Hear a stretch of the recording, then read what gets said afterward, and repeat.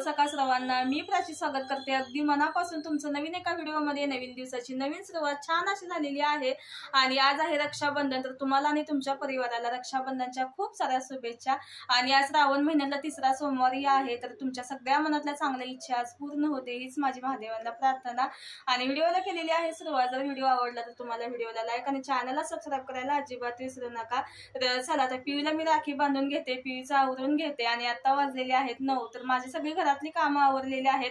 प्रियांश आज थोडा उशिरानेच उठलेला आहे कारण की त्याला सुट्टी आहे आणि प्रियांचे पप्पा आहेत ते गेलेले आहेत कामावरती. तर ते पण त्यांना पण बहीण नाही त्याच्यामुळे नाही एवढं काय म्हणजे त्यांना पण असं रक्षाबंधनच्या दिवशी माझ्या इंटरेस्ट वगैरे नसतो. आणि त्यात मी पण एकुलती एक आहे आणि माझ्यासोबत ना असा एक किस्सा घडलेला होता, तुम्हाला आता सांगू का नको असं मला वाटायला लागलेलं आहे. पण प्रत्येक वर्षी मला तो किस्सा आहे ना तो आठवत. आता ह्या वर्षी पण म्हणजे आज रक्षाबंधन आहे पण 2 दिवस झाला माझ्या म्हणजे डोक्यामध्ये तेच असा म्हणजे घुमतोय ते.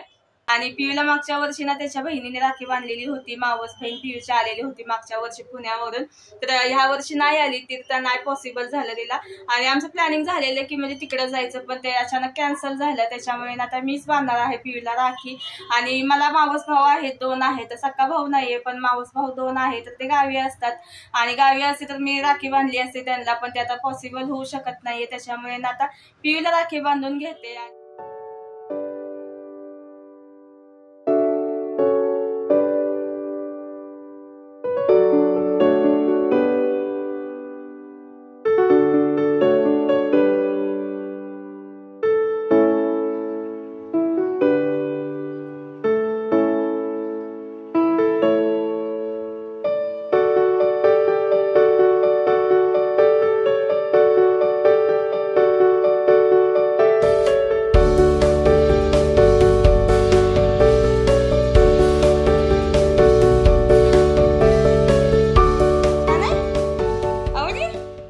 नंतर मग प्रियांसाठी मॅगी बनवली नाश्त्यासाठी. आणि माझा तर काही उपवास आहे त्याच्यामुळे मी माझ्यासाठी बनवायला लागले खिचडी. तर साबुदाण्याची खिचडी बनवणार आहे. तर सिंपल बनवणार आहे, फक्त मिरची आणि शेंगदाण्याचा कूट टाकून.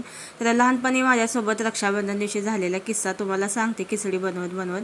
तर मी होते तेव्हा बहुतेक असं वाटते की मला 5वी 6वीला असेल, कारण का 6वीपर्यंतचं माझं शिक्षण आजोळीत झालेलं आहे. आणि आजोळी होती मी. आणि माझा मावस भाऊ आहे ना, मी इथं आलेला पण बघा मागच्या आठवड्यामध्ये, त्याला मी लहानपणापासून राखी बांधत होते. आणि माझी एक बालमैत्रीण आहे, तर तिचा भाऊ आहे, तर तिचा भाऊ 2 आहेत. तर ती काय करायची माहिती आहे का, त्यांच्या भावांना बांधून माझ्या पण म्हणजे भावाला बांधायला यायची. तर मला असं वाटलं की म्हणलं की ही आता आपल्या भावाला बांधायला येते राखी, म्हणलं आपण पण जाऊया. म्हणून मी तेव्हा त्यांच्या घरी गेलेली राखी बांधायला. राखी वगैरे बांधली. तेव्हा तिच्या भावाने मला $5 डॉलर असा दिलेला होता. आणि खरं सांगायचं तर लहानपणापासून मला पैशाची हौसच नाहीये. मी कधीच समोर असं म्हणजे पैशाचा हट्ट केलाच नाही की मला पैसे द्या, त्याच्या बदल्यात मी हे काम करेन ते काम करेन. लहानपणापासून मी कधीच कुणाला पैसे मिळले. मला पैशाची दागदागिने म्हणा काय असतं ना कपड्याला हौसच नाही. ते जे भेटलं घालायचं, नाही भेटलं नाही घालायचं, असं माझं आहे. जशी परिस्थिती तसं आपण. तर आणि त्या वेळेला झालं कसं, एवढी लहान होती मी. तर तिची आजी बोलली कोण आलंय, तर बोलली छोटी आले राखी बांधायला. तर तिची आजी सरळ बोलली पैशासाठी येते. असला माझ्या जीवाला लागला की नाही तो शब्द, इतका म्हणजे बेकार म्हणजे वाटलं मला ते. अक्षरशः मी रडायला लागली. म्हणजे असं मला वाटायला लागलं की म्हणजे सेल्फिश असल्यासारखं वाटायला लागलं. म्हणजे माझ्या तर मनात तसं काहीच नव्हतं, पण त्यांना असं म्हणजे वाटले की किती म्हणजे स्वार्थ आहे की काहीच्या मनामध्ये, म्हणून ही राखी बांधायला आली. इतकं जीवाला लागलं ना मला. लहान मुलांना बोलताना आपण ना म्हणजे कसं बोललं पाहिजे हे सुद्धा म्हणजे काही लोकांना समजत नसते. तर ते मी $5 डॉलर मी त्यांच्याच दारात फेकून आलेले खरं सांगायचं तुम्हाला. तर म्हणजे तेव्हापासून मला समजत होते की म्हणजे असं पैशाने म्हणजे काही नसतंय, की फक्त आपला ना मला का नाही खरं सांगायचं मला स्वाभिमान माझा म्हणजे खूप महत्त्वाचा आहे. म्हणजे त्यासाठी मला काही नसलं तरी चालेल, पण माझा स्वाभिमान आणि माझा कुणी अपमान केलेला मला आवडत नाही. लहानपणापासून माझी खरं सांगायची सवय आहे ती.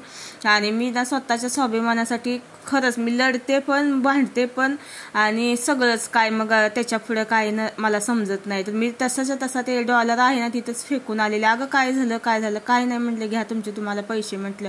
तेव्हापासून खरं ताई सांगायचं मला रक्षाबंधन हा सण अजिबात आवडत नाही. ज्या दिवशी रक्षाबंधन असं ना त्या दिवशी मला नाही असा 2 दिवस मला हा दिवस आठवतो म्हणजे जसं तसं म्हणजे ते चित्र चित्र माझ्या समोर होतं, त्याची आजी कशी बोललेली, काय केलेलं ते म्हणजे आठवतं मला प्रत्येक वर्षी. पण कसं आहे ते जाऊ दे तिकडे. आता आपण म्हणतोय मस्त की आपण विसरून जायचं, पण लहानपणी जे आपल्यासोबत घडलेलं असतं ना ते आपण कधीच विसरू शकत नाही. किती पण मोठे हो, किती म्हातारा जरी झालं, मरूपर्यंत म्हणायला गेला तरी हरकत नाही की तोपर्यंत आपण ते नाही विसरू शकत. लहानपणी आपल्या ज्या गोष्टी घडलेल्या असतात ना तेच आपल्या दिमागामध्ये असतं. ते तर माझ्यासोबत लहानपणी ना खूप अशा म्हणजे घटना घडलेल्या आहेत. माझं बालपण ना खूप बेकार गेलेलं आहे.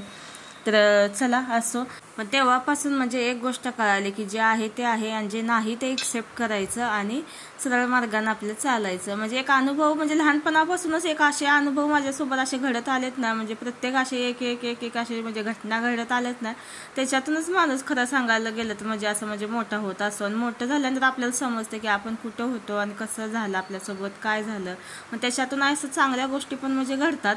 तर चला असं जे काय होतं ते चांगल्यासाठीच होतं असं म्हणायचं. आणि चला आता मी बनवलेला आहे फराळ, तर या सगळेजण फराळ करायला. आणि नंतर बघा पियूला एक नाही 3 बहिणी भेटलेल्या आहेत. तर तिघीजणी ह्या बहिणी आहेत, सख्या बहिणी. तर ह्या पियूला राखी बांधायला आलेल्या आहेत. तिथे समोरच राहतात, आत्ताच नवीन आलेले आहेत ते, म्हणजे एक 5-6 महिने झाले असतील आत्ताच. म्हणजे त्यांनी इथं फ्लॅट घेतलेला आहे आणि म्हटलं की प्रियांशला आम्ही राखी बांधणार आहे. तर इतकं भारी वाटत होतं एकदम, असं म्हणजे एक वेगळंच वातावरण झालं एकदम. इतकी भारी खुशी झालेली की नाही. प्रियांश पण खुश झाला आणि मी तर मग काय सांगायलाच नको. आणि प्रियांशचा आनंद आणि ह्या मुलींवरच्या चेहऱ्यावरचा आनंद जो आहे ना तो पैशामध्ये तोलता येत नाही, कुठल्याही किमती वस्तूमध्ये तोलता येत नाही. हा आनंद आहे तो फक्त तेच म्हणजे शेअर करत होते असे एकमेकांसोबत. आणि मला तर इतकं म्हणजे आईला असं म्हणजे वाटतच ना की आपल्या मुलाला पण बहीण असावी, त्यानं पण असा म्हणजे हा जो क्षण आहे तो छान असा बहिणींसोबत साजरा करावा. तर असंच म्हणजे इथे वातावरण तयार झालेलं होतं. मुली पण खुश आणि प्रियांश पण खुश. म्हणजे बहिणी भावंड म्हणजे हे खूप असे म्हणजे आनंदी होते. तर ते आनंद त्यांचा बघून मग मी पण खुश झाले. प्रियांचे पप्पा पण खूप खुश होते की म्हणजे राखी कोणी बांधले प्रियांशला. त्यांना पण सांगितलं ना परी दिदी हे आले होते, तर ते पण खुश झाले. म्हणजे मुलांचा आनंद कशात आहे हे फक्त आपल्याला समजायला पाहिजे. नंतर मग ह्या चौघांचा ना एक छान असा फोटो घेतला, व्हिडिओमध्ये एक क्लिप कॅप्चर करून घेतली. ही माझ्या आयुष्यभर म्हणजे लक्षात राहणारी ही क्लिप असणार आहे. तर खूप भारी वाटलं. आणि अशी झाली प्रियांची रक्षाबंधन, खूप छान मस्त आनंदाने साजरी झाली. आणि आता खूप मोठा जोराचा पाऊस चालू झालेला आहे. एकदम असं म्हणजे आभाळ वगैरे असं म्हणजे कडकडून वाजून असं म्हणजे पडायला लागलाय पाऊस. आणि हवा तर भरपूर सुटले आणि आता लाईट पण गेलेली आहे. आणि फुलं बघा किती छान अशी मस्त अशी उमललेली आहे ना. आता पावसाळ्याचे दिवस आहे म्हटल्यावर झाडं वगैरे एकदम म्हणजे ताजी, एकदम फ्रेश. आणि फुलं तर खूप छान अशी मस्त अशी भारी लागलेली आहे झाडांना.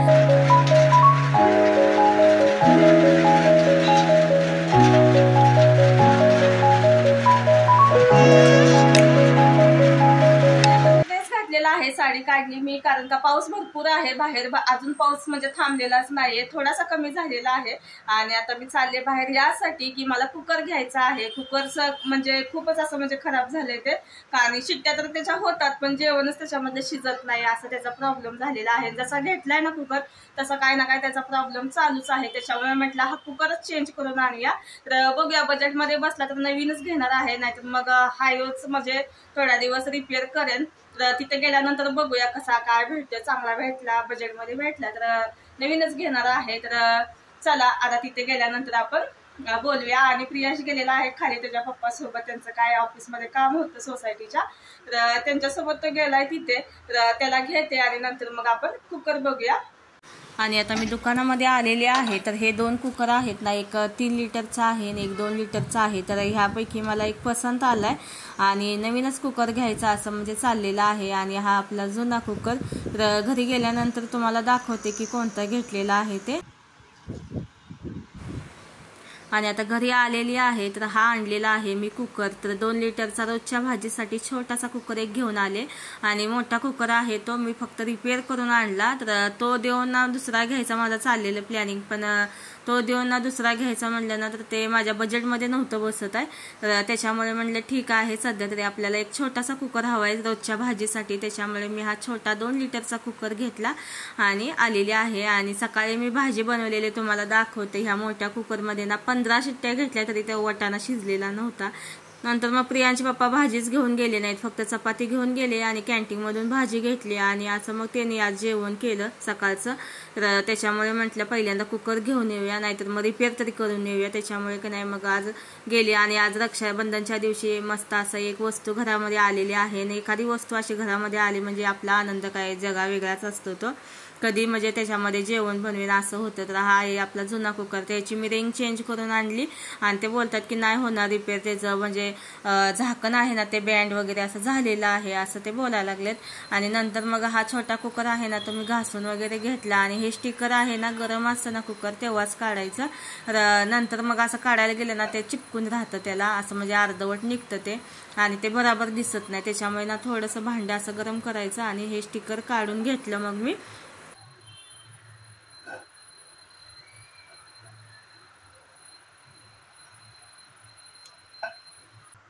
नंतर मग कुकर वगैरे चांगला घासून घेतला आणि परत एकदा ह्याच्यामध्ये गरम पाणी केलं आणि ते वरतून टाकलं. कोटिंग वगैरे असते त्याच्यामुळे चांगला कुकर घासला, गरम पाणी पण त्याच्यामध्ये टाकून असं त्याला मी धुवून घेतलं. आणि हे सकाळची वाटाण्याची भाजी शिजली नव्हती तर परत एकदा ह्याला 2 शिट्या मारून घेतल्या आणि छान असं म्हणजे जेवण पण ह्याच्यामध्ये शिजलं. आणि दुसरा मोठा कुकर आहे तो पण त्याच्यामध्ये पण डाळ बनवून बघितली म्हणजे रिपेअर व्यवस्थित झालाय का. तर एवढा पण म्हणजे ठीक झाला नाहीये, डाळ वगैरे एवढी पण म्हणजे गरगरीत अशी शिजली नाही आणि लागलीच भात वगैरे पण टाकला. आणि चला आता मी सगळा स्वयंपाक करून घेते. आणि आज मी जेवणामध्ये बनवलेला आहे डाळ भात, वाटाण्याची भाजी, पनीरची भाजी, चपाती आणि गोड शेवया बनवलेल्या आहे. तर चला आजचा ब्लॉग इथंच थांबवते. आय होप की तुम्हाला आवडला असेल तर व्हिडिओला लाईक आणि चॅनलला सबस्क्राईब करायला अजिबात विसरू नका. Bye bye.